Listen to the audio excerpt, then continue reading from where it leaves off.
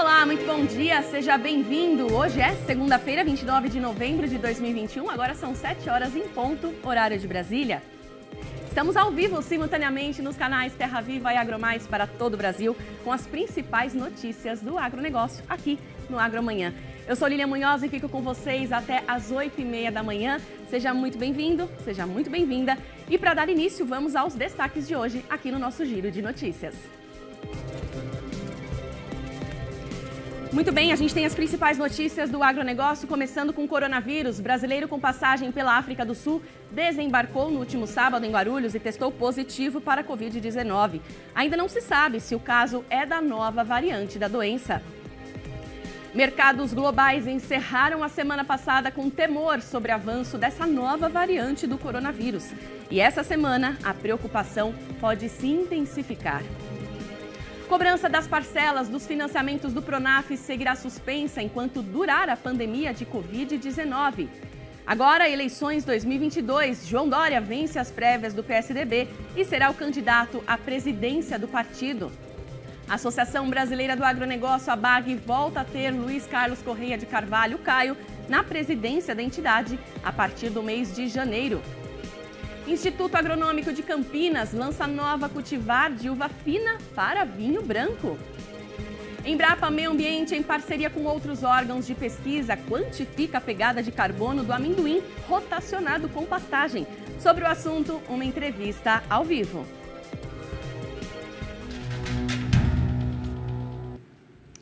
E a gente começa falando do coronavírus. A Agência Nacional de Vigilância Sanitária, a Anvisa, informou que um brasileiro com passagem pela África do Sul desembarcou no último sábado em Guarulhos e testou positivo para a Covid-19. O passageiro chegou ao Brasil com teste negativo e assintomático, mas realizou outro teste no aeroporto.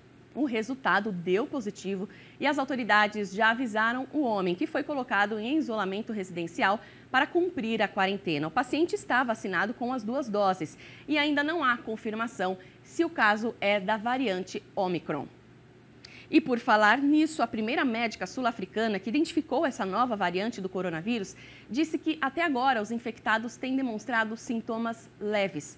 Durante uma entrevista, a doutora que preside a Associação Médica da África do Sul explicou que, no geral, os pacientes relataram cansaço, dores no corpo e dor de cabeça.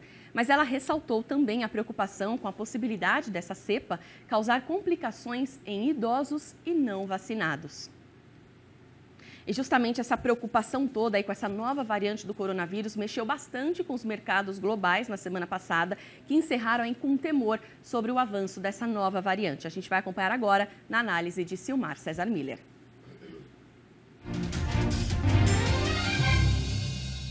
Tudo indicava uma sexta-feira morna e com poucas oscilações nos mercados globais, financeiros e de commodities.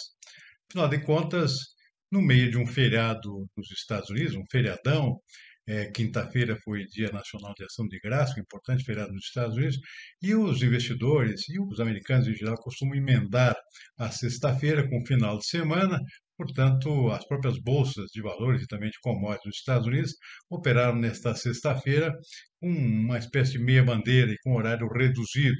A expectativa, portanto, era de pouca movimentação de negócio nas bolsas americanas, com impactos iguais também nos mercados globais, que são bastante dependentes das bolsas americanas.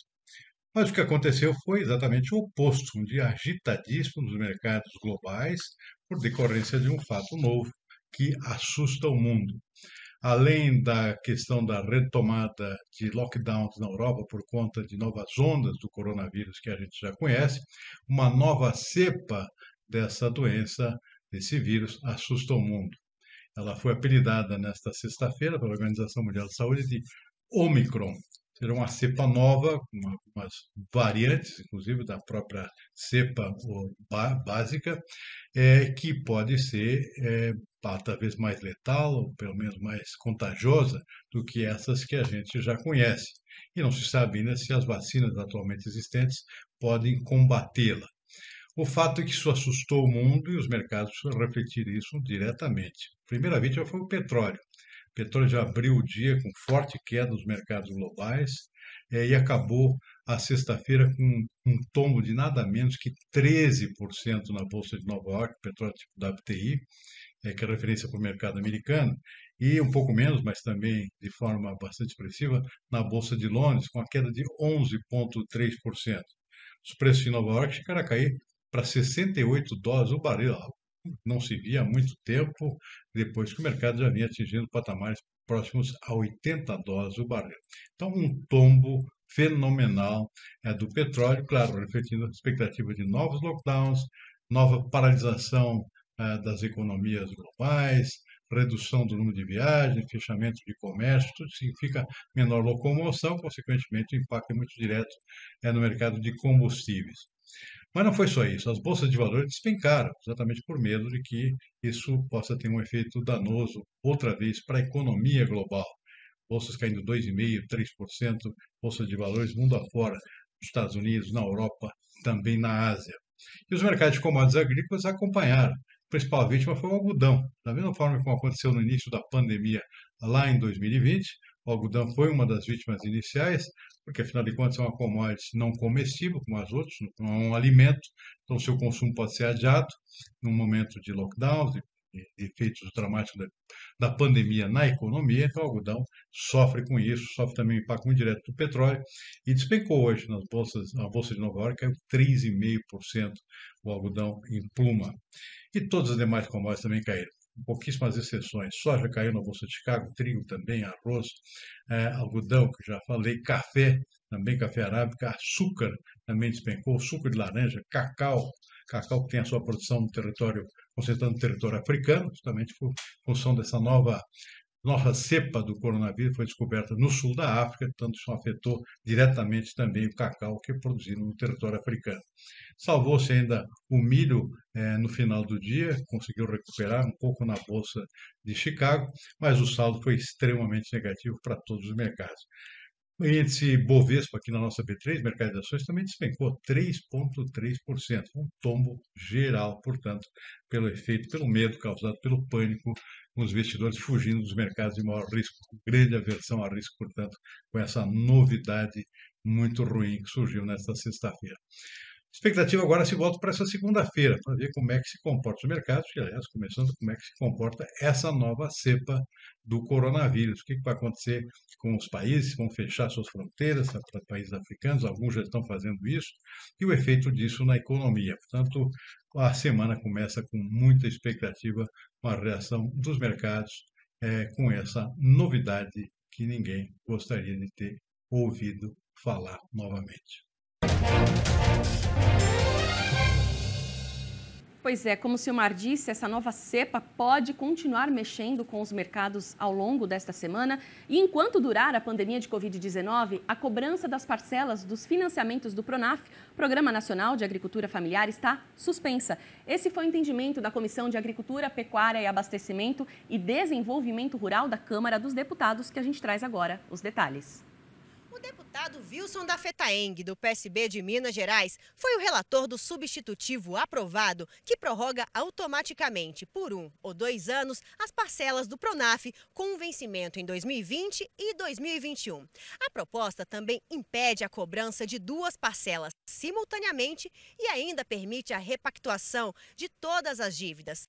A medida é um alívio para os produtores que estão sem condições de quitar o financiamento por conta da crise econômica.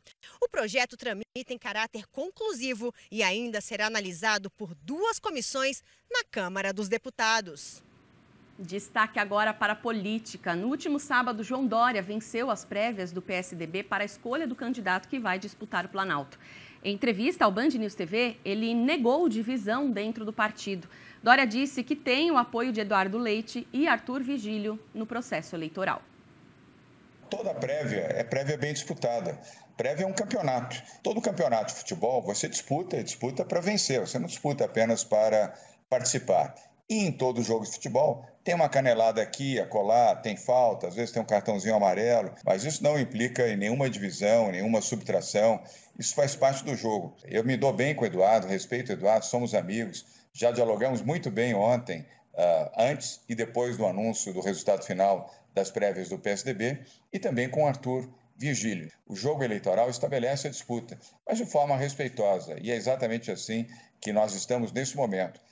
de forma respeitosa com Eduardo Leite, com Arthur Virgílio, e estaremos juntos no processo eleitoral a partir da semana que vem.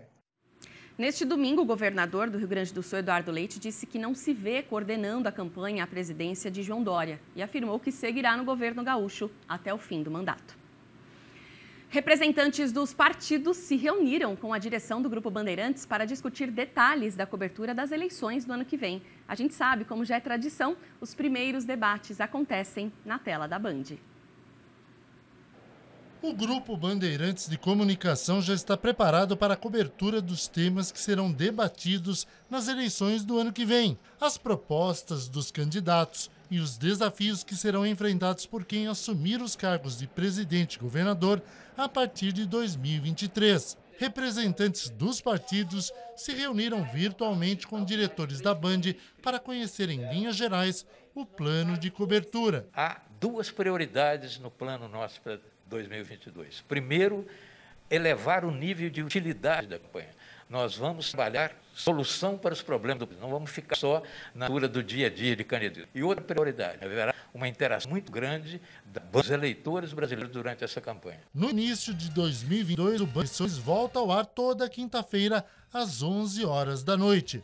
No programa serão discutidos os principais problemas do país e as ideias de especialistas, políticos e candidatos para solucioná-los. A cobertura das eleições na Band será multiplataforma, nas rádios, TV, jornal e na internet, sempre com a participação do eleitor, que poderá fazer críticas, sugestões e também perguntas. Levar aos brasileiros uma cobertura que já começou e que vai se intensificar, com suas praças e afiliadas em todos os estados e debatendo assuntos que têm a ver no dia a dia de cada um dos nossos eleitores brasileiros, para a gente discutir o que vem pela frente, seja em âmbito nacional ou estadual. E como já é tradição, o primeiro debate entre os candidatos à presidência está previsto para o dia 4 ou 11 de agosto na Band.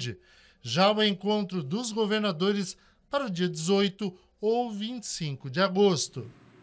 E vamos saber agora a expectativa para esta semana no Congresso. A PEC dos precatórios continua sendo o principal assunto por lá.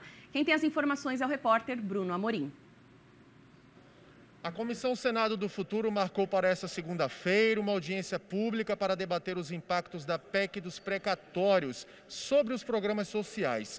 A reunião atende requerimento do presidente do colegiado, senador Exalci Lucas. Já aprovada pela Câmara dos Deputados, a PEC parcela o pagamento de precatórios e muda regras do teto de gastos públicos para abrir espaço para o pagamento do chamado Auxílio Brasil, programa social que substitui o Bolsa Família. Relatada pelo líder do governo no Senado, senador Fernando Bezerra, a proposta foi apresentada na Comissão de Constituição e Justiça, mas a análise está suspensa para a vista coletiva até esta terça-feira. Ainda destaque de Brasília, o plenário do Senado aprovou o programa de estímulo à navegação de cabotagem, conhecido como BR do Mar. O relatório de autoria do senador Nelsinho foi levado à apreciação depois de intensa negociação com os ministérios da Infraestrutura e da Economia. O texto segue agora para a Câmara dos Deputados. E olha, a Associação Brasileira do Agronegócio, a ABAG, informou que a partir de janeiro, Luiz Carlos Correia de Carvalho, o Caio, volta a presidir a entidade. Ele, que havia comandado a associação entre 2012 e 2018, substitui o atual presidente Marcelo Brito. Em nota, a ABAG afirmou que Carvalho continuará o processo de modernização da ABAG e vai trabalhar arduamente em defesa da reputação do agro brasileiro nos mercados interno e também no mercado internacional. Seu mandato será de 2 anos. E o índice de confiança da indústria, medido pela FGV, a Fundação Getúlio Vargas, caiu pela 4ª vez seguida e atingiu o menor nível desde agosto do ano passado. O indicador caiu para 102,1 pontos em novembro, em uma escala que vai de 0 a 200. A maior baixa foi observada no índice da situação atual, que mede a confiança do empresário da indústria em relação ao presente, para 103,7 pontos. Já o índice de expectativas, que mede a confiança sobre o futuro, recuou para 100,3. Segundo a FGV, a retração da confiança ocorre em um momento de alta da inflação e do desemprego ainda em patamar elevado. Além disso, custos e gargalos logísticos podem também fazer com que o setor termine 2021 com otimismo em queda. E a consultoria Datagro realizou um levantamento sobre a produção de soja na América do Sul na safra 2021-22, no qual se prevê uma produção acima de 209 milhões de toneladas do grão. Vamos aos detalhes. A estimativa está abaixo do esperado, que era em torno de 212 milhões de toneladas. Mesmo com a redução, o número, se confirmado, irá significar um incremento de 6% sobre o recorde da safra 2021. Já em relação à área plantada, há a previsão de uma área maior, que 62 milhões de hectares, também considerado um recorde em comparação à última safra. No caso do plantio de soja, aqui no Brasil, a Datagro calcula uma produção maior que 142 milhões de toneladas. E caso seja concretizado, será um novo recorde em comparação à última safra. Sobre a área destinada ao plantio da oleaginosa, a Datagro estima que irá ultrapassar 40 milhões de hectares. E, se confirmar, será o 15º aumento consecutivo. E a Câmara dos Deputados aprovou a MP do etanol, a medida provisória que autoriza postos a comprar o etanol diretamente de produtores e importadores. O texto segue agora para análise do Senado. Em entrevista ao Band News TV, o diretor do Instituto Combustível Legal, Carlos Fátio, disse que a medida não reduz os preços e ainda aumenta as irregularidades. A gente vai ouvir agora a opinião dele. A expectativa era esse aumento de concorrência, ao mesmo tempo possível redução de preços, né, com essa venda direta da usina para o posto. Entretanto, o ICL vem analisando, né, durante todo esse tempo o que pode estar acontecendo e o que irá acontecer, né? Então, o primeiro ponto que não está previsto dentro da medida provisória é com relação à tributação deste combustível. Hoje, para a área de etanol, né, existe uma tributação que é dividida, né? Parte fica na usina e parte fica na distribuição. E no momento que você propicia uma mudança nessa modalidade, tem que também ter uma previsão de tributação. Então, o nosso grande receio é que se perca um pouco esse controle fiscalizatório e que, em função disso, inclusive, se aumente a irregularidade, que vai prejudicar o erário, e que, no final das contas, não vai chegar para o consumidor, visto que grande parte hoje do consumo fica em regiões distantes e que precisa ter um elo que faz todo o papel de distribuição no país, né? Não existe, neste momento, nenhum cálculo que mostre essa redução de preço durante esse período. Na realidade, em função até dos índices recentes, né, do etanol, né, por ser uma commodity, ter sido valorizado aí nesse período, né, até porque a gasolina também subiu muito, né, nesses últimos 2-3 meses. Então, isso não chegou para o consumidor. Na realidade, o que tem se observado é, inclusive, um aumento, né, do preço médio final para o consumidor do etanol durante esse período dos últimos 3 meses. Né? E a gente segue falando de etanol porque distribuidoras de fachada dão prejuízo bilionário aos cofres públicos, não recolhendo impostos sobre o etanol. Especialistas alertam que a sonegação fiscal pode aumentar com a medida provisória que permite essa venda direta do combustível aos postos.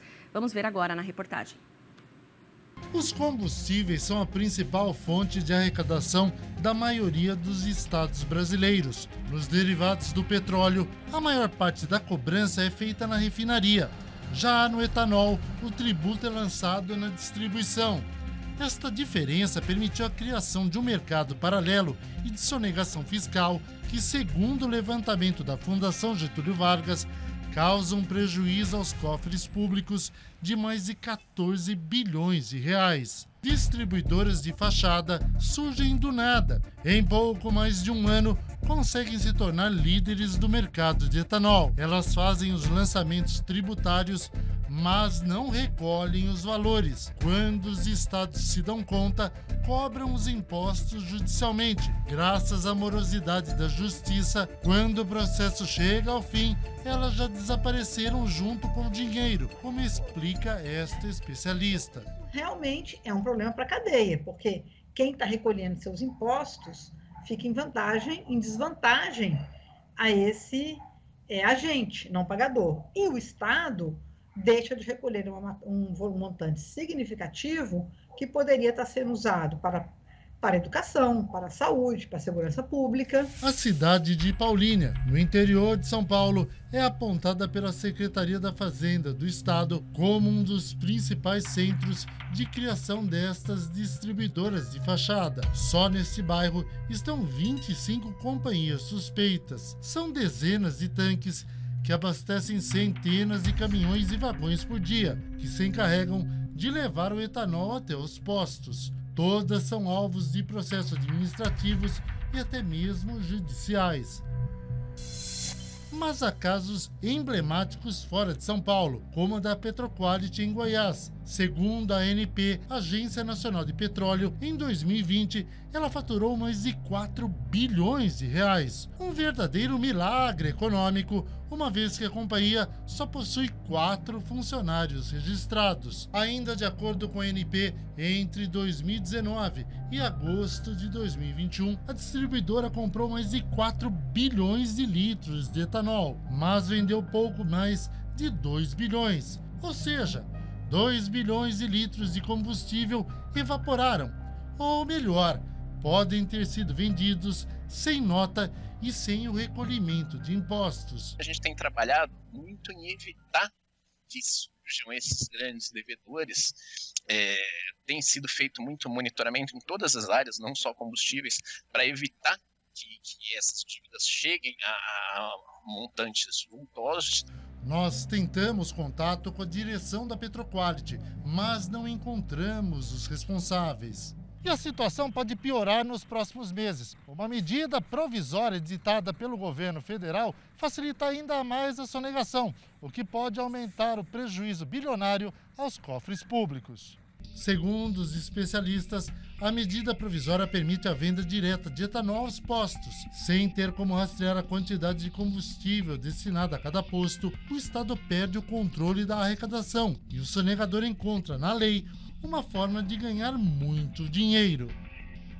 Ao invés de propiciar uma redução do preço, elas só vão causar mais sonegação e confusão para o consumidor. Porque o consumidor hoje ele está totalmente perdido no que se refere ao momento do abastecimento, que é a jornada de consumo. Como saber se aquele posto que tem aquela marca, que tem aquela bomba, consegue fazer aquele preço? Nosso destaque agora é internacional. Além da soja e do milho, a partir de agora o Brasil vai enviar algodão produzido aqui para o Irã. Vamos ver. Com a indústria têxtil iraniana aquecida, aumentou a busca por novos mercados. E após negociações intermediadas pela Embaixada Brasileira na capital iraniana, em conjunto com associações de produtores e exportadores de algodão, o acordo para comercializar a produção do algodão para o Irã foi formalizado nesta semana. O presidente da Associação Brasileira de Produtores de Algodão, a Abrapa, conta como foi mais essa conquista para o agro brasileiro. Nós já fizemos reuniões com o nosso embaixador, Laudemar Neto, lá no Irã, e com o embaixador do Irã, Hossein Garibi, aqui no Brasil, e alguns empresários para mudar essa situação. O mercado iraniano de algodão é de 120 mil toneladas por ano, e isso nos interessa. Então, através de uma conversa entre o nosso embaixador, o embaixador iraniano, industriais da indústria têxtil do Irã e a Abrapa, nós estamos, juntamente com a ANEA, buscando soluções para que nós consigamos formar uma relação comercial duradoura, aonde os produtores de algodão, que também são produtores de soja e de milho, possam vender os seus produtos lá no Irã. E bem como trazer ureia iraniana para o Brasil. Hoje nós estamos com um problema muito grande, não só de custo, da ureia, mas como do fornecimento do produto. E o Irã se coloca como um grande provedor de ureia que pode atender às nossas necessidades. Por isso, todo esse trabalho que a Abrapa está fazendo, e eu tenho a certeza que, juntamente com os embaixadores, juntamente com o MAPA, através do apoio que nós estamos tendo da nossa ministra Tereza Cristina, nós vamos ter sucesso nessa empreitada e abrir mais um mercado para o algodão brasileiro, para que os produtores brasileiros possam produzir mais fibras e valorizar mais a pluma do algodão brasileiro. Agora são 7 horas e 25 minutos, horário de Brasília. O Agro Amanhã volta daqui a pouco, aqui com transmissão simultânea pelos canais Terra Viva e Agro Mais. Você vai ver depois do intervalo. Conab estima exportações recordes de aves e suínos. Até já. Já estamos de volta com o Agro Amanhã. Agora são 7 horas e 30 minutos, horário de Brasília. A partir de hoje, transmissão simultânea, canal Terra Viva e canal Agro Mais, das 7 às 8h30 da manhã, aqui no nosso Agro Amanhã. Seja muito bem-vindo mais uma vez. Vamos agora às principais notícias de hoje, nosso giro de notícias. A partir de agora a gente confere. Instituto Agronômico de Campinas lança nova cultivar de uva fina para vinho branco. Embrapa Meio Ambiente, em parceria com outros órgãos de pesquisa, quantifica a pegada de carbono do amendoim rotacionado com pastagem. Sobre o assunto, uma entrevista ao vivo. Conab estima exportações recordes de aves e suínos. Conselho Monetário Nacional aprova a realocação para os financiamentos do Fundo de Defesa da Economia Cafeira, o FUNCAFé.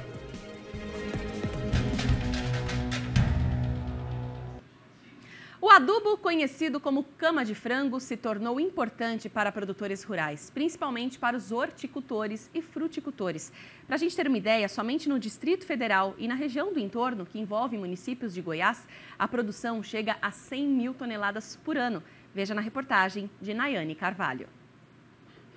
José Albuquerque é agrônomo e produtor rural há 14 anos. Na propriedade dele, em Santo Antônio do Descoberto, em Goiás, a produção é de 150 mil frangos em 6 aviários. Além da avicultura, o criador investe no adubo orgânico. Isso porque durante o ciclo em que está produzindo as aves, ele já investe na fertilização. Normalmente aqui eu produzo na faixa de 1.000 toneladas, né, de cama de frango. Às vezes eu tiro anualmente e às vezes eu demoro 2 anos para tirar. No meu último caso agora, que foi em setembro, que eu tirei a cama de frango, foi uma cama de frango de 2.000 toneladas com um ciclo de 2 anos. A cama de frango é um adubo orgânico que também pode ser utilizado para a recuperação de pastagens e florestas e traz uma série de benefícios nutricionais e biológicos para o sistema produtivo. O material é composto principalmente de palha de arroz e serragem, além de fezes, urina e restos de ração e penas que se misturam, caracterizando um produto de origem animal. Devido ao aumento do preço de fertilizantes, o produtor aponta que teve uma alta na procura pelo adubo. A nossa cama de frango, se a gente fosse transformar no NPK, ela seria um 333, né?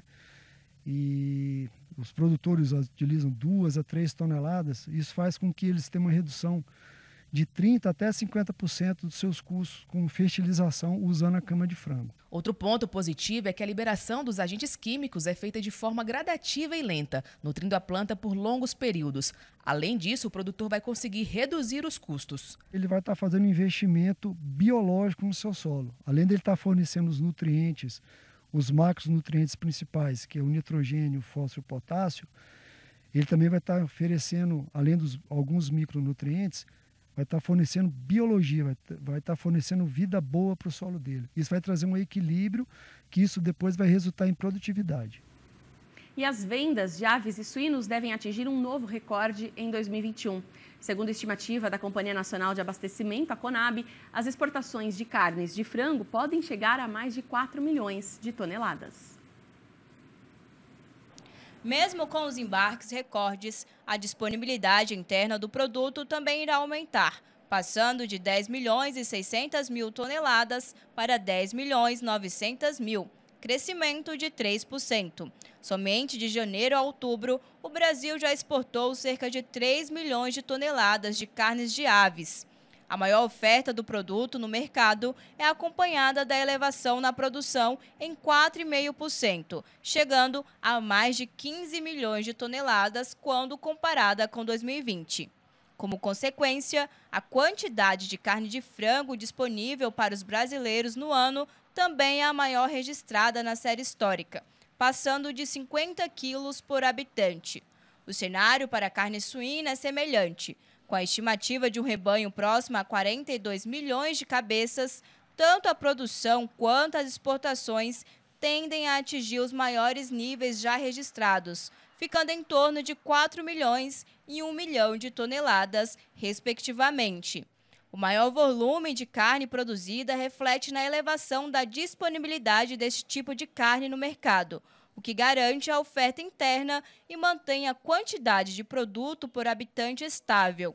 Para os bovinos, a Conab estima um aumento de rebanho, devido à retenção de vacas para o abate. Ainda assim, a produção da carne deverá ser a menor neste ano, atingindo 8 milhões de toneladas.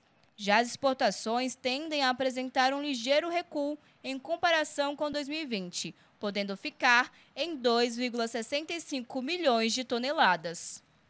A Embrapa Meio Ambiente, em parceria com outras unidades e órgãos de pesquisa, está quantificando a pegada de carbono do amendoim rotacionado com pastagem. Para justamente contar mais para a gente sobre essa iniciativa, eu convidei o Marcelo Morandi, que é chefe-geral da Embrapa Meio Ambiente, e também a Marília Folegatti, que é pesquisadora da Embrapa Meio Ambiente. Os dois já estão aqui com a gente. Muito obrigada, sejam muito bem-vindos. Bom, vou começar com você, Marília, que é especialista em avaliação de ciclo de vida, né? Ela que lidera a equipe da Embrapa Meio Ambiente sobre esse tema. Conta para a gente como está sendo feita essa avaliação, mas para a gente começar, né? A gente vem falando muito sobre pegada de carbono. O que é isso? Bom dia. Bom dia. É um prazer estar aqui com vocês. Então, a pegada de carbono, na verdade, ela é a contabilidade das emissões de gás de efeito estufa no ciclo de vida de um produto. Então, quando a gente está falando da pegada de carbono do amendoim, considera todos os insumos da produção do amendoim e a produção propriamente em campo, né? Isso é como um perfil, uma impressão digital, né, daquele produto.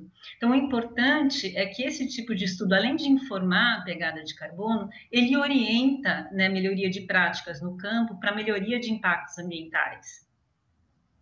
Isso, Marília, parabéns por esse estudo. E eu queria que o Marcelo comentasse um pouquinho, porque além do amendoim, vocês trabalham com várias culturas aí, né, Marcelo? Conta um pouquinho pra gente também. Seja bem-vindo mais uma vez. Como eu disse hoje, né, a gente estreando aqui programação simultânea no Agromanhã, canal Terra Viva e Agromais, você que sempre está aqui com a gente também. Seja bem-vindo e conta um pouquinho, né, sobre esse trabalho que a Embrapa vem realizando também com outras culturas. Bom dia, Lília. Prazer estar aqui com você mais uma vez.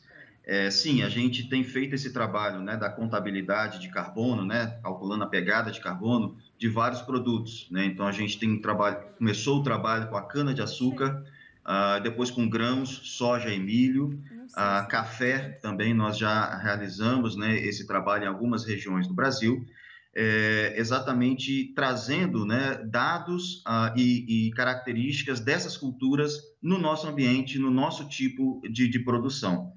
E algumas dessas pegadas de carbono, né, elas já estão sendo usadas, né, tanto em programas, né, como, por exemplo, o RenovaBio, no caso da cana, da soja e do milho, né, quanto podem ser usadas em outros mecanismos de certificação e futuramente, né, dentro desses mercados de carbono que estão começando a ser regulados a partir aí desse passo, né, que foi dado na COP26. É justamente isso que eu ia falar, né? A COP26 trouxe aí vários saltos importantes para a gente. O agronegócio marcou uma presença muito significativa lá, né? A gente estava com várias entidades do agro, várias empresas, mostrando aí que a gente está muito atento também a todas essas questões. E eu quero saber de vocês a partir de agora, né? Como fica? Eu queria um comentário de cada um de vocês, meio que o balanço, o legado da COP e o papel do agro a partir de agora. Marília, começando por você. Bom, o papel do agro é fundamental. A gente assumiu compromissos e o agro, na verdade, vai ajudar vários outros setores, né, para que ocorra a descarbonização do país como um todo, né? E o agro tem essa característica, é um dos poucos setores que consegue, além de reduzir emissões, né, sequestrar carbono, né, pela própria estrutura do sistema de produção, né? É possível sequestrar carbono no solo e sequestrar carbono na biomassa de plantas, quando a gente está falando de plantas perenes. Então, ela tem uma característica única, né? Poucos outros setores, ou talvez nenhum, têm essa característica de poder sequestrar, além de poder, com pouco investimento, eu diria, tecnológico, reduzir emissões. Muito bom. E para você, Marcelo, qual a importância aí do trabalho que vocês vêm realizando também, né, dentro da Embrapa Meio Ambiente, para que a gente consiga assumir essas metas, não só assumir, como cumpri-las também, né? Sim, quando a gente está falando, né, de descarbonização, né, ou de produtos, né, de baixo carbono, que é no caso aqui do agro, né, nós precisamos ter medidas adequadas para isso, né? Quando eu vou vender uma tonelada de soja, eu peso, né, eu tenho lá uma tonelada de soja, 1.000 quilos de soja, está na balança e eu vendo esse produto. Quando a gente está falando de carbono, a gente também precisa ter uma medida. Só que eu não consigo pesar esses 1.000 quilos de carbono, né? Eu tenho que ter outras formas de medir isso. E é isso que a pegada de carbono faz, né? É isso que essa avaliação, essa métrica faz, exatamente dando, então, capacidade da gente vender esse produto ou colocar esse produto no mercado, porque ele passa a ter uma medida, ele passa a ter um valor, né? E para o agro isso vai ser fundamental, porque exatamente como a Marília disse, né? O agro tem essa capacidade não só de reduzir as emissões, mas até mesmo de ser um sumidor, né? De reter carbono, ou seja, gerar esses créditos que podem ser vendidos para outros setores poderem fazer a sua descarbonização. Que bacana. Vamos voltar a falar um pouquinho sobre essa pesquisa do amendoim. Marília, conta pra gente assim, quantos ciclos são, como que começou esse trabalho, né? Até para quem está em casa a gente possa traçar aí um panorama de como que está sendo feito esse trabalho, de onde surgiu, né? A gente sabe que a pastagem ela acaba sendo rotacionada com várias culturas, né? No caso, por que vocês escolheram o amendoim? A gente escolheu o amendoim porque no estado de São Paulo existe essa particularidade, né, do amendoim. Boa parte do amendoim brasileiro é produzido em São Paulo e grande parte desse amendoim é produzido em rotação com cana-de-açúcar ou pastagem. Essa característica de se produzir em rotação, ela é bastante tropical, ela é bastante brasileira. E do ponto de vista ambiental, ela traz muitas vantagens. Então, com o mesmo recurso aplicado, por exemplo, uma aplicação de calcário, um preparo de solo, você atende a mais de uma cultura e assim você otimiza, né, promove aí uma simbiose e reduz impactos ambientais. Então, foi observado o amendoim por esse fato, né, por ele estar localizado em São Paulo, por ele participar dessa rotação tanto com a cana quanto a pastagem, mas também pelo fato dele estar muito voltado para o mercado externo. É importante dizer, né, que embora já muitas políticas públicas requerem informação sobre pegada ambiental ou perfil de carbono, né, para a sua produção regional, mas também para a exportação é importantíssimo. Exige uma sinalização forte da Europa para que, em curto tempo, todo produto adquirido na Europa seja acompanhado de um estudo de avaliação de ciclo de vida, de uma informação de pegada de carbono. Então, o amendoim voltado para o mercado externo, ele, em pouco tempo, obrigatoriamente terá que levar essa informação. Muito importante mesmo, né? A gente está sendo cada vez mais cobrado de uma série de coisas e a gente se antecipar a isso é importantíssimo, né, Marcelo? Como estão as pesquisas daqui para frente, né? O que vocês planejam para 2022? Então, a gente continua, né, avançando nesses que a gente chama de inventários de ciclo de vida, né, que é a base, né, do levantamento de dados para que a gente realize esses estudos de pegada de carbono. Então, a gente está aprimorando isso para grãos, para soja, para milho, para a própria cana-de-açúcar. O café, nós recentemente realizamos um estudo em algumas regiões aqui que pega Cerrado Mineiro, Mogiana, Paulista. Então, a gente começou, já depositamos, né, nas bases de dados alguns desses inventários para café. Temos a perspectiva de, no próximo ano, trabalharmos também na cadeia dos citros, né? Isso, então, nas culturas especificamente. Além das culturas, para que a gente possa fazer, né, toda essa análise de ciclo de vida e chegar na pegada de carbono, a gente tem que pensar também nos insumos. Então, a gente também está trabalhando, planejando, né, para os próximos anos, trabalhar com a questão dos fertilizantes e outros insumos que são usados na agricultura. Então, para que a gente possa ter esses dados adequados para as nossas condições, adequados para a nossa realidade, para que a gente possa, né, mais para frente, ter a pegada de carbono dessas culturas de importância para o Brasil, sempre atualizadas. Bacana. Marília, só para a gente já ir finalizando, eu queria que você falasse um pouquinho sobre a importância dessa união entre pesquisa, iniciativa privada e produtor rural, para que a gente obtenha cada vez melhores resultados no campo, né? Cada vez mais uma produção sustentável.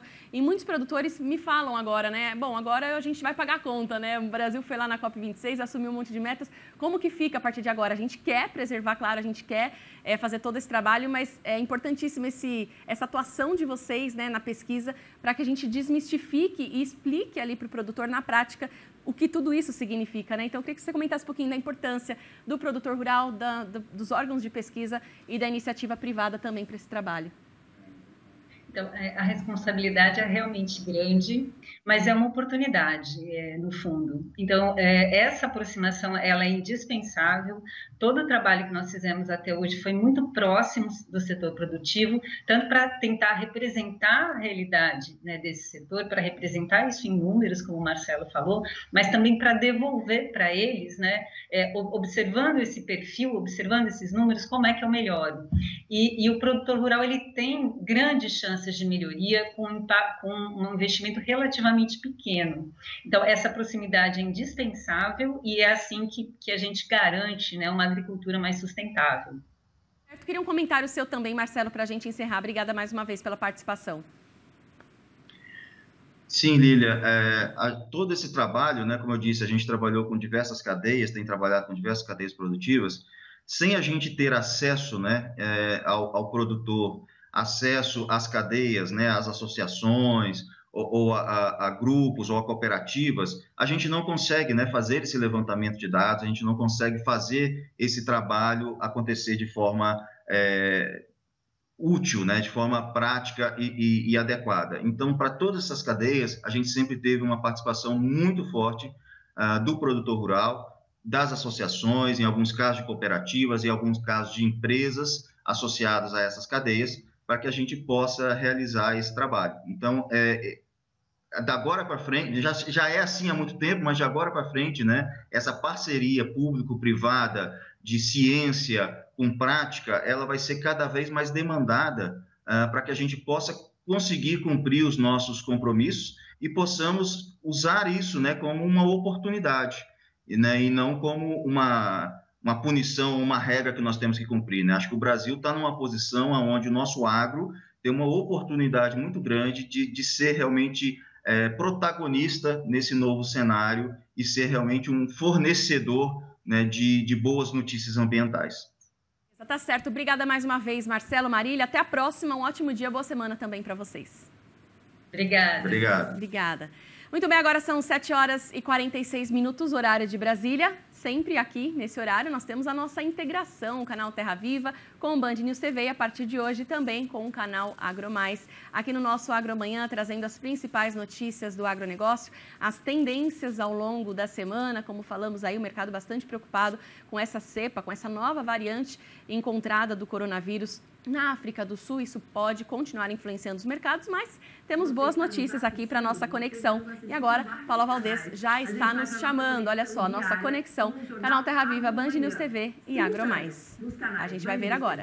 Terra Viva e AgroMais para saber as principais notícias do Brasil Agro. Olá, Paula, muito bom dia. Lília Munhoz, um ótimo dia para você, para todo o pessoal aí também. Sejam bem-vindos por aqui. Conta pra gente como é que começa essa semana no Agromanhã, o que a gente tem de destaque, hein? Pois é, começamos com novidade, né, Paulo? Um ótimo dia, boa semana para você, para todo mundo que está acompanhando a gente. Como você disse agora, Band News TV, canal Terra Viva e também AgroMais. E a gente preparou, é claro, uma boa notícia para iniciarmos a semana. Olha, o Brasil é líder em exportação de proteína animal halal. No início de dezembro, um evento deve trazer mais oportunidades para o país com o objetivo de incrementar os negócios com o mundo muçulmano. O Global Halal Brasil Business Forum vai reunir autoridades brasileiras e do mercado islâmico. Vamos ver na reportagem. Uma população de quase 2 bilhões de pessoas envolvendo 57 países. E um mercado de encher os olhos que movimenta cerca de 5 trilhões de dólares por ano. Estamos falando do segmento halal. O Brasil, como líder na exportação de proteína animal halal, pretende ampliar os negócios com o mundo muçulmano. Gabriela Ciob é um exemplo disso. A diretora de negócios internacionais de uma das maiores empresas de bebidas naturais do país esteve pela primeira vez nos Emirados Árabes Unidos para apresentar os produtos na maior exposição global, a Expo Dubai. A empresa já está presente em 15 países, entre eles China, Singapura, Indonésia, Malásia, Tailândia e Chile. Agora, com a certificação halal em mãos, a aposta é fornecer os produtos para esta região do Oriente Médio. A gente já tem a certificação também para entrar no país, que tem que ter um registro específico de um importador, né, uma empresa que vai fazer essa importação. Nós já temos esse parceiro. Eu acho que a vinda à Expo trouxe para a gente a certeza do mercado, sabe? Assim, a certificação de que estamos no caminho certo, é um mercado promissor. Para obter a certificação halal, um produto precisa seguir algumas etapas. Primeiro, a indústria passa por um processo de avaliação de documentos, seguido por auditorias e ensaios laboratoriais. Durante esses 3 processos, são verificadas as matérias-primas utilizadas na fabricação do produto e sua produção. Algumas matérias-primas e insumos não são permitidos pela lei islâmica, como, por exemplo, os derivados de suínos. Também não pode receber o certificado um produto que afeta a saúde humana, prejudica o solo e compromete os recursos naturais, ou que utiliza, por exemplo, mão de obra escrava ou infantil durante o processamento. E são inúmeras as oportunidades para o Brasil neste gigante mercado. Aliar valor agregado aos produtos é um importante caminho. Só o setor de alimentos e bebidas halal foi avaliado em 1,17 trilhão de dólares em 2019 e tem a estimativa de crescer 18% até 2024. Estamos cada dia descobrindo um novo mercado para colocar diversos produtos industrializados, de origem de proteínas, de origem de frutas, de legumes.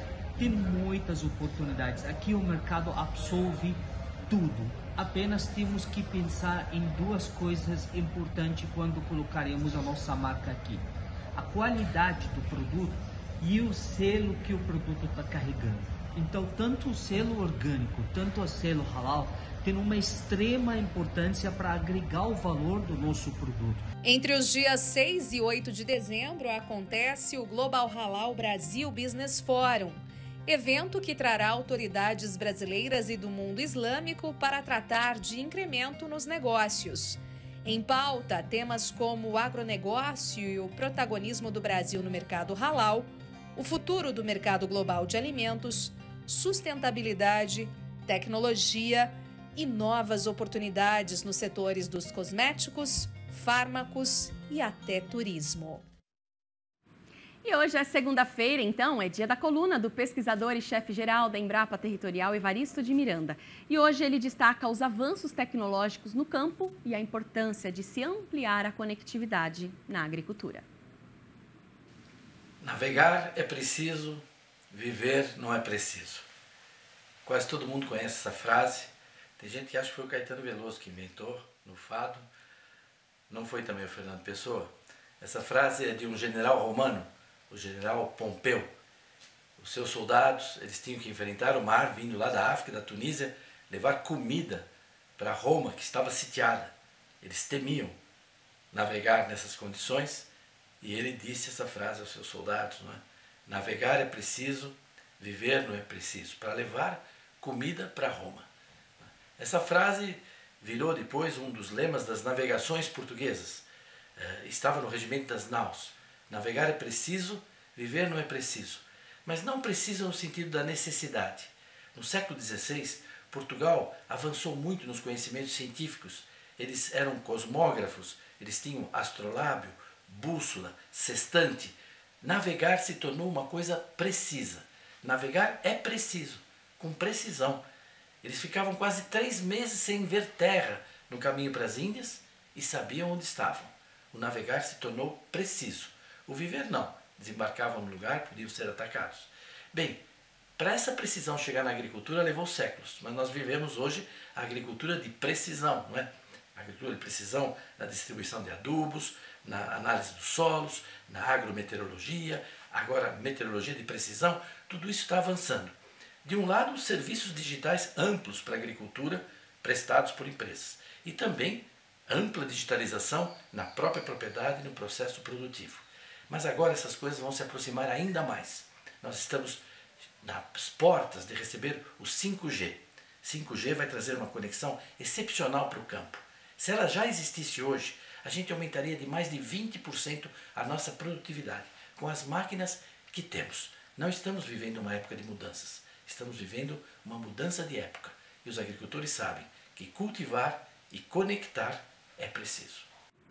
Tá aí, importantíssimo, né, para que a gente obtenha cada vez melhores resultados no campo. A conectividade é também fundamental. Paulo, esses foram os destaques de hoje. Amanhã voltamos aqui no nosso mesmo horário, agora simultaneamente nos 3 canais: Band News TV, Canal Terra Viva e AgroMais.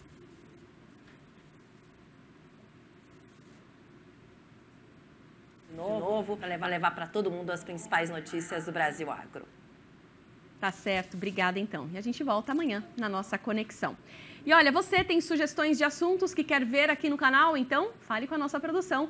O e-mail é agromaisPauta@band.com.br ou então pauta@tvterraviva.com.br. Você pode conferir então e mandar aqui as suas sugestões. Agora são 7h55, horário de Brasília. A gente vai para um rápido intervalo e volta já. 8h em ponto, horário de Brasília. Estamos de volta com o Agro Amanhã, a partir de hoje, aqui simultaneamente no canal Terra Viva e no canal AgroMais. Vamos agora aos principais destaques de hoje, ao nosso giro de notícias. Líder brasileiro, Minas Gerais atinge a marca de maior potência de energia solar em geração distribuída. Instituto Agronômico de Campinas lança nova cultivar de uva fina para vinho branco. Um alerta para o aumento da poluição. Artista brasileiro recria obras de arte famosas usando plástico. A Agência Nacional de Energia Elétrica anuncia a bandeira tarifária verde para consumidores com tarifa social. A bandeira verde indica condições favoráveis de geração de energia e começa a valer já agora em dezembro. Congresso Nacional analisa hoje projeto de resolução que cria regras para dar mais transparência às emendas do orçamento.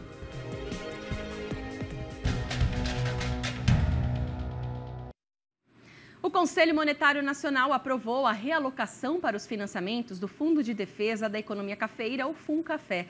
Um total de R$ 1.300.000 serão usados para recuperar lavouras atingidas pelas geadas em julho desse ano. O valor será dividido entre operações de custeio, comercialização e financiamento para aquisição ou para capital de giro. E vamos agora a uma grande novidade. Olha só, o estado de São Paulo é o 3º maior produtor de uvas do Brasil, apenas dos estados do Rio Grande do Sul, que segue em primeiro lugar. Compra de quase 100.000 toneladas na safra 2021, a Vitícola Paulista São Paulo está expandindo em outras regiões que atuam outras áreas. No meio de toda essa expansão, o IAC, o Instituto Agronômico de Campinas, lançou uma nova cultivar de uva fina para vinho branco. É o que a gente vai conferir agora na reportagem.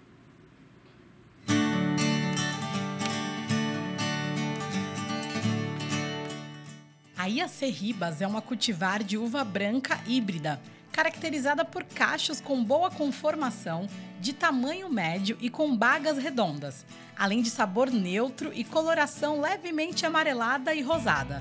A estrutura e as características químicas a tornam indicada para a produção de vinhos brancos e espumantes. as características de resistência, né, de tolerância às doenças, de rusticidade das uvas americanas, com a fineza das uvas europeias para a produção de vinho. Então, ela vai juntar essas duas características e vai ter um manejo mais facilitado por conta das características das uvas rústicas americanas e um vinho de melhor qualidade com as características do vinho europeu. Ela tem uma brotação boa, no caso da gente aqui, que ela supera a uva de mesa, a gente faz a poda, ela tem uma brotação boa, tem um pegamento bom de encertia, principalmente na encertia verde, que é o meu caso, que eu uso bastante.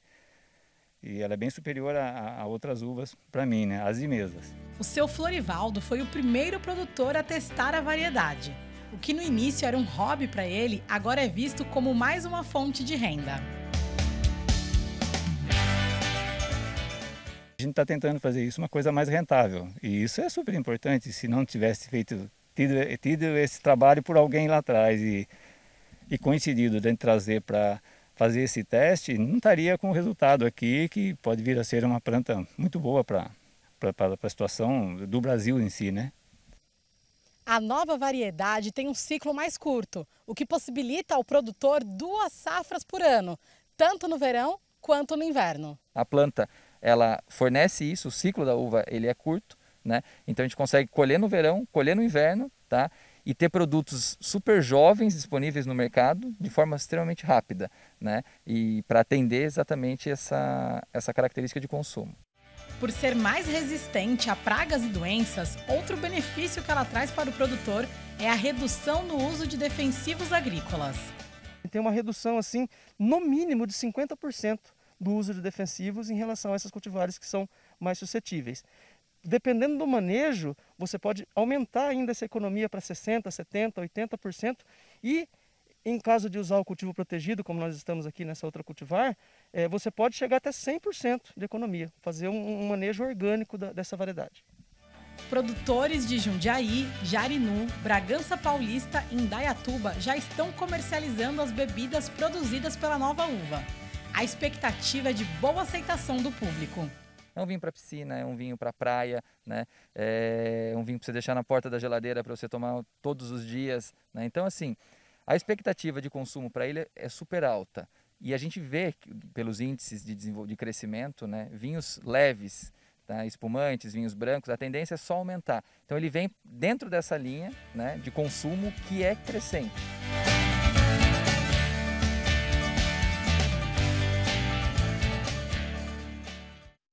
Tá aí, que boa novidade, né? A ANEEL, Agência Nacional de Energia Elétrica, anunciou na sexta-feira que dezembro terá bandeira tarifária verde para consumidores com tarifa social. A bandeira verde indica condições favoráveis de geração de energia, portanto, não há acréscimos no preço. Para os outros consumidores, a bandeira será de escassez hídrica, que foi criada por medida provisória para fortalecer o enfrentamento do período de escassez de recursos hídricos, como a gente vem falando, né, o pior em 91 anos. E vamos saber agora se tem previsão de mais chuvas. Chegou a hora da previsão do tempo para todo o país.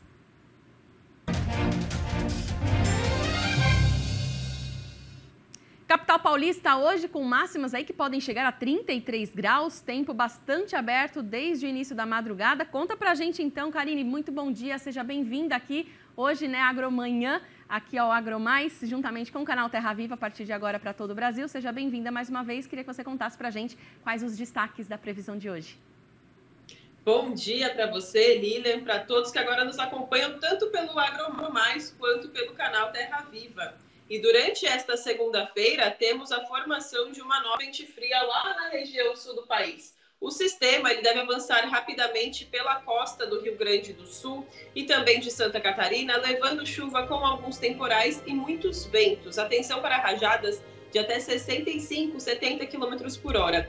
No decorrer do dia, devemos ter uma chuva por conta do calor e da umidade em partes do estado de São Paulo, Triângulo Mineiro, Goiás e também no estado de Mato Grosso do Sul de forma mais expressiva. Chove forte hoje também no estado da Bahia, a qualquer momento, desde a região do Recôncavo Baiano até o litoral sul e também na fronteira agrícola do Mato Piba, uma chuva mais expressiva, mais intensa e volumosa. Chamo atenção para o decorrer dos próximos 5 dias, bem este comecinho aí do mês de dezembro, devemos ter aquela famosa zona de convergência do Atlântico Sul. E esse sistema, Lilian, deve espalhar uma chuva bem intensa desde a região norte até as áreas mais ao norte do sudeste, em torno aí de 40 a 60 milímetros. Para ilustrar melhor, essa deve ser a área com maior intensidade, tanto dos temporais quanto de nebulosidade e a possibilidade de invernada aos produtores. Então, as áreas mais ao sul do estado do Amazonas, o Acre, norte de Rondônia, norte do estado de Mato Grosso, sul do Pará, Tocantins, norte de Goiás e Distrito Federal, norte de Minas, norte do Espírito Santo, toda a Bahia, com atenção para a formação da zona de convergência do Atlântico Sul a partir de quarta-feira. Olhando num espectro um pouco maior, é normal termos essa zona de convergência ao longo dos anos, mas essa faixa em vermelhinho e em verde indicam as áreas em que ela é mais comum. As áreas em vermelho, ela é uma posição voltada mais ao norte, que é o que deve acontecer no decorrer desta semana. Uma chuva mais concentrada no centro e norte do país. No decorrer também da semana, a chuva diminui sobre o estado de São Paulo, Mato Grosso do Sul e toda a região sul, voltando ao padrão de tempo mais aberto e ensolarado. As temperaturas caem a partir de amanhã no sudeste brasileiro, mas hoje o calorão predomina, Lilian. Muito bem, Karine, então mostrando essa grande faixa aí de chuvas, né, previstas, que pra gente no agro, claro, vem em uma boa hora aí de germinação também, né, das sementes colocadas em campo. Muito bom, Karine, e a gente vai agora para o nosso alerta favorável, a boa notícia da previsão do tempo para o produtor rural.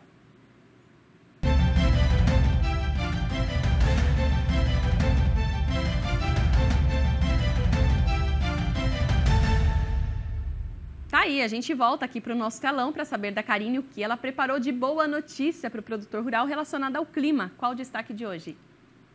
O destaque fica para a cidade de Patrocínio, em Minas Gerais. No decorrer dos próximos 15 dias, uma chuva bem frequente. Durante essa segunda e terça-feira, a chuva tão intensa pode até atrapalhar um pouco as atividades em campo, mas a presença e a persistência dos índices pluviométricos no decorrer dos próximos 15 dias chega até aos 200 milímetros na região de Patrocínio. E a gente percebe, Lilian, que a partir da quinta-feira as temperaturas passam aí dos 27, 28 graus. Então deve ser uma chuva que vem também intercalada com períodos de sol, o que favorece o manuseio também nas áreas agrícolas durante o período da manhã.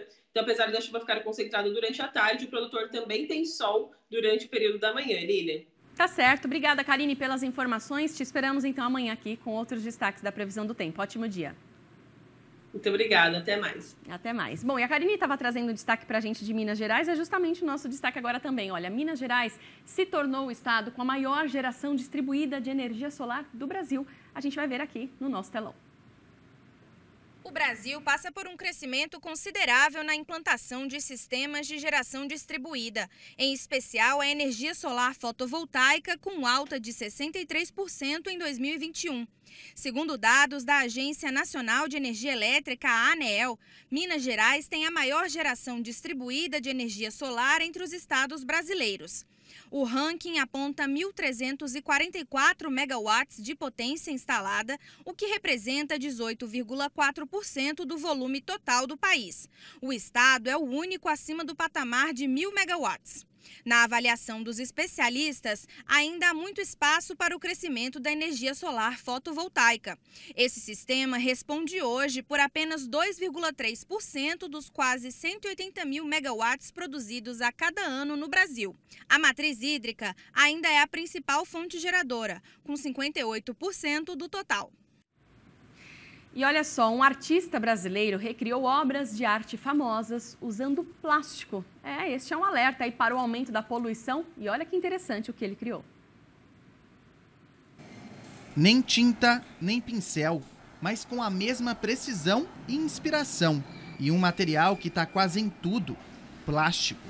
E no momento em que eu me aproprio, que eu resgato esse plástico que você descartou, que você não deu valor para ele, e eu transformo isso numa obra de arte e isso vai para a casa das pessoas, para a parede, para um local especial, isso é uma grande provocação que eu faço.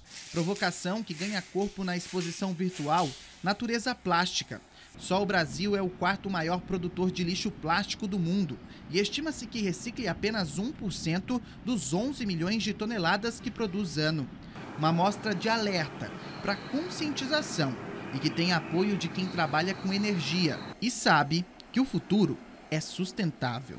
A ideia do apoio é a gente acreditar que a arte ela é um instrumento de educação, de empoderamento, valorização e também de conscientização ambiental. Entre os quadros expostos está este aqui, Noite Estrelada de Van Gogh. Mas ele não fica preso neste espaço. Com a exposição virtual, junto com o Eduardo, a gente consegue navegar pela história.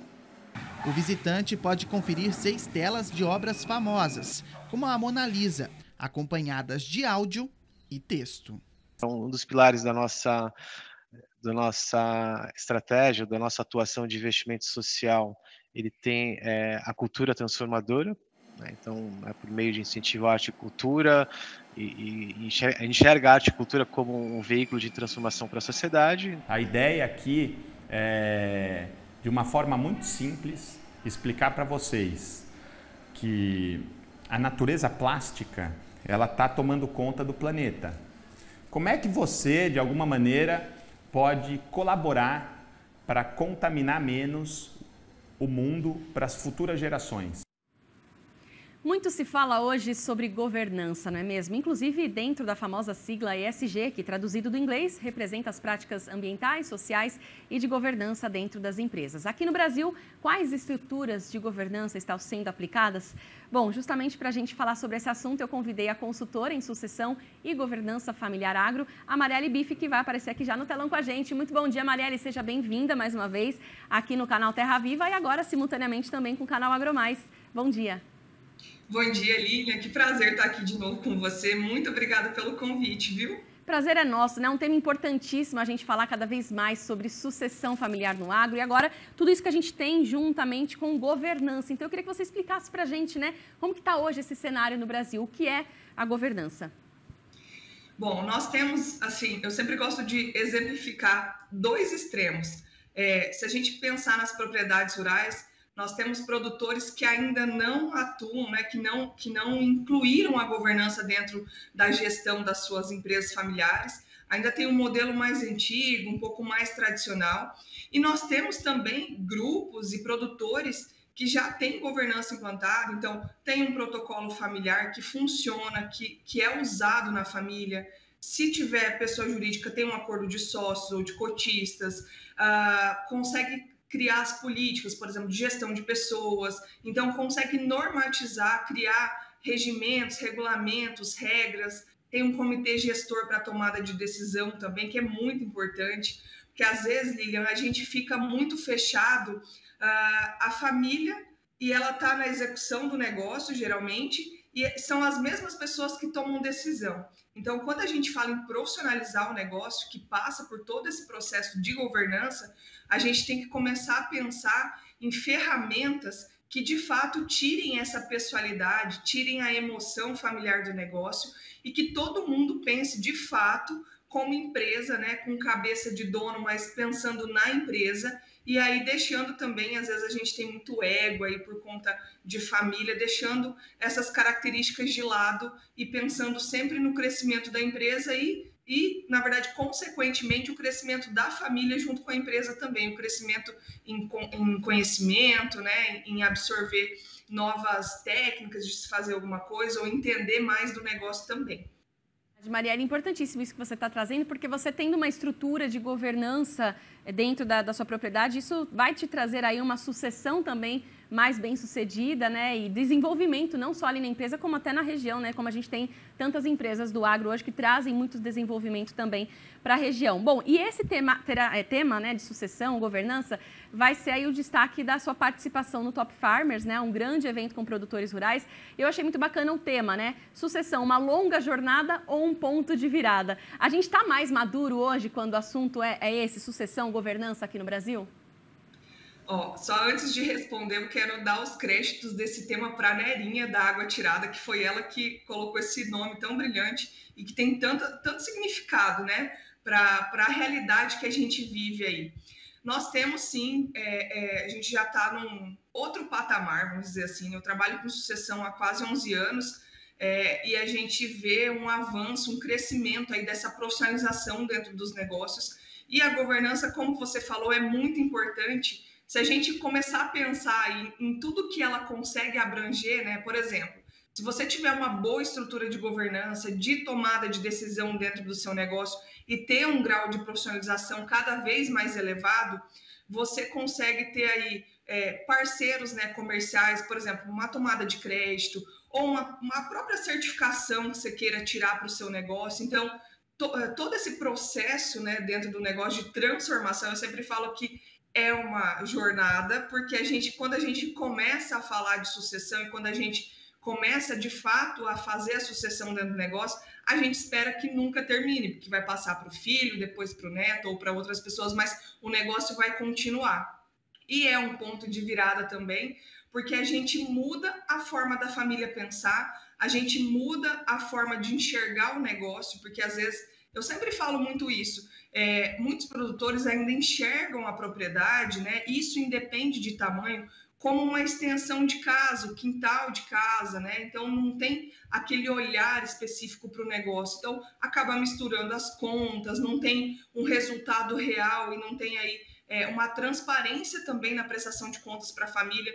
Então ter o processo de governança favorece muito o crescimento e é o que vai manter o negócio competitivo aí por várias gerações. Verdade. E o que a gente sempre fala, né, independente dos assuntos aqui do canal Terra Viva, a gente sempre fala da importância de se profissionalizar o agronegócio também. Então, é muito importante a gente sempre destacar, né, esses assuntos. E quem vai participar do painel com você, né, conta um pouquinho sobre a história aí de cada uma também, que tem muito a ensinar sobre gestão, né, Mari?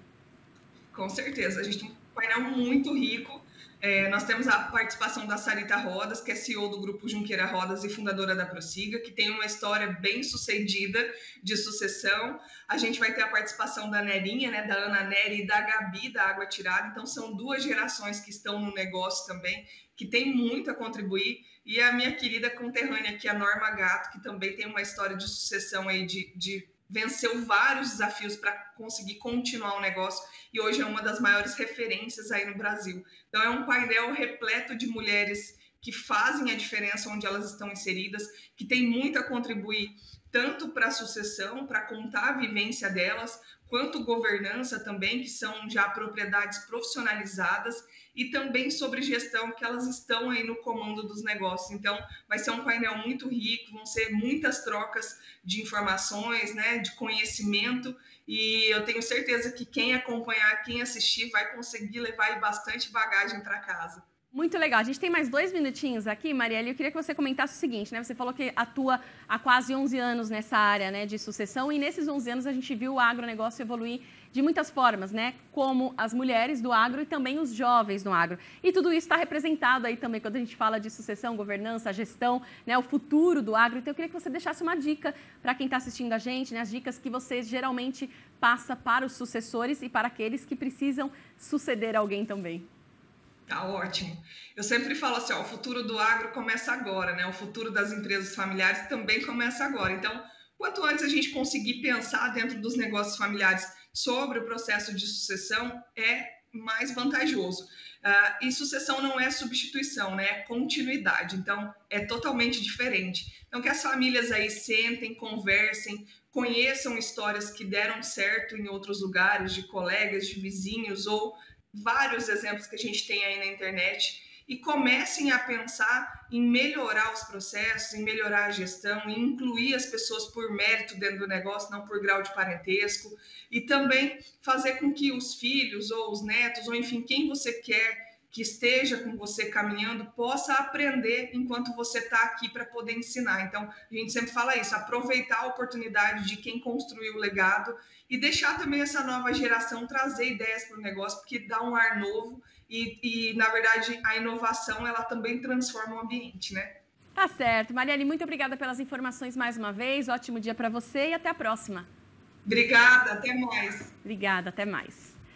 E olha, que tal correr pela solidariedade? Participe da Corrida Agrofraterno, que está chegando. Vai ser realizada no dia 12 de dezembro em Brasília. É uma iniciativa que faz parte do movimento Agrofraterno, uma ação realizada pelo sistema CNA-Senar, entre outras entidades que vem unindo aí o setor agropecuário para garantir doações de alimentos durante a grave crise gerada pela pandemia. Todos os recursos arrecadados com as inscrições para a corrida serão destinados à compra de cestas de alimentos para ajudar as famílias que mais precisam nesse momento difícil. Para se inscrever na corrida, acesse www.corridaagrofraterno.com.br. Lá você terá as informações sobre as categorias, o percurso e também as premiações. Muito bem, agora são 8 horas e 23 minutos, horário de Brasília. A gente vai encerrando por aqui. Temos imagens antes de encerrarmos para vocês verem aqui, olha só, da Avenida Paulista. O trânsito, por enquanto, segue muito bom, 8 horas e 23 minutos. A gente vem acompanhando aí, então, um dia bastante ensolarado, céu aberto. Temos imagens também do Pico do Jaraguá, outro ponto importante aqui da capital paulista. Mais uma vez, vemos aí o céu também aberto, um dia ensolarado aqui em São Paulo. Muito bem, o nosso Agroamanhã fica por aqui. Transmissão simultânea, canal Terra Viva e Agromais. Obrigada pela companhia. Amanhã estamos de volta. Até lá.